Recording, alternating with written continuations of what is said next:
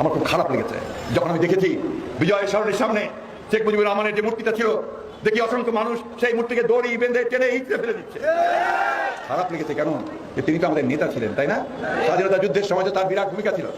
এই লোকটাকে এই হাসিনা কত ছোট করে ফেললো যে আজকে তারও মূর্তি নামিয়ে ফেলতে, তার জন্য সম্পূর্ণভাবে হাসিনা এই জাতি মূর্তি ভেঙে দেওয়ার জন্য এসেছে। মুসলমান কোনদের মূর্তিকে সম্মান করতে পারে না, অসম্ভব হতে পারে না।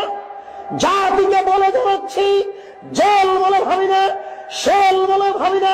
যতক্ষণ পর্যন্ত দেহে শ্বাস আছে ততক্ষণ পর্যন্ত হাদিসের অনুবাদ করবো ইনশাল্লাহ। এই দেশের মাটিতে যদি হিন্দু কথা বলতে পারে, এই দেশের মাটিতে যদি ইহুদি কথা বলতে পারে, এই দেশের মাটিতে যদি খ্রিস্টান কথা বলতে পারে, আমি আপনার এই দেশের মাটিতে হাদিসের অনুবাদ করতে পারি। আমি এই দেশের মাটিতে হাদিসের অনুবাদ করতে পারি। দেশবাসী জেনে রাখো, দেশ শ্বাস থাকাকালীন অনুবাদ করবই করব, দেশ দেহে শ্বাস থাকাকালীন অনুবাদ করবই করব।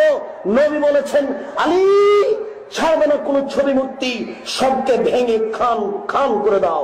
তুমি ছাড়বে না কোন উঁচু কবর, তুমি সবকে ভেঙে সমান করে দাও।